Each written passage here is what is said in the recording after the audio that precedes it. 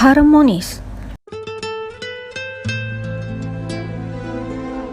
Saya, Dr. Ananda Marina SPKFR, dalam menjalankan tugas sebagai dokter spesialis rehabilitasi medik di RSUD Dr. Andes Haji Amri Tambunan Deli Serdang, akan saling peduli dan menghargai perbedaan.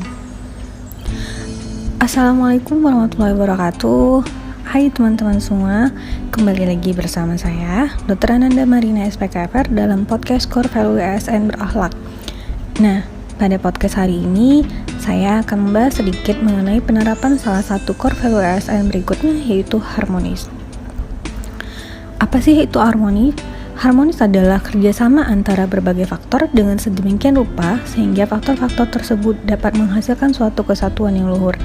Nah, sebagaimana kita tahu kan teman-teman, Indonesia adalah negara kepulauan terbesar di dunia yang terdiri dari 17.504 pulau dan merupakan negara berpenduduk terbesar keempat di dunia. Dari Sabang di ujung Aceh sampai Merauke di tanah Papua, Indonesia terdiri dari berbagai suku, bangsa, bahasa, dan agama.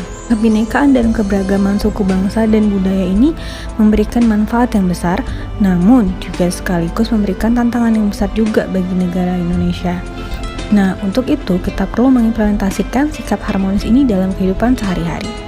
Bagaimana saja sih cara kita untuk mengaplikasikan core value harmonis ini dalam kehidupan sehari-hari? Yang pertama, kita harus menghargai setiap orang apapun latar belakangnya. Untuk saya sendiri nih misalnya, sebagai seorang dokter tentu pasien itu memiliki berbagai latar belakang yang berbeda, baik dari suku, ras, agama, kemudian masalah ekonomi, baik yang kaya, miskin, dan lain-lain. Nah, walaupun demikian, tapi saya tidak boleh melakukan pelayanan yang berbeda kepada masing pasien tersebut, namun saya tetap harus memberikan pelayanan yang terbaik apapun latar belakang pasien tersebut. Untuk perilaku yang kedua adalah suka menolong orang lain. Implementasinya adalah saya akan terus berusaha dengan ikhlas dan bersungguh-sungguh dalam melakukan pelayanan rehabilitasi medik terhadap pasien-pasien saya. Yang ketiga, membangun lingkungan kerja yang kondusif. Misalnya, jangan berbicara terlalu keras atau menghidupkan musik keras-keras di lingkungan kerja karena bisa mengganggu rekan kerja kita yang lain.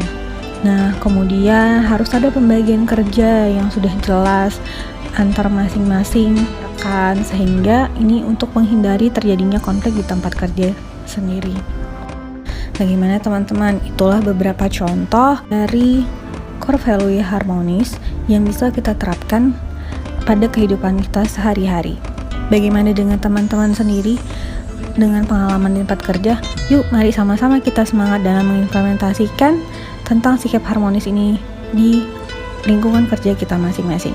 Oke, demikianlah podcast harmonis saya hari ini. Sampai bertemu pada podcast berikutnya. Dadah.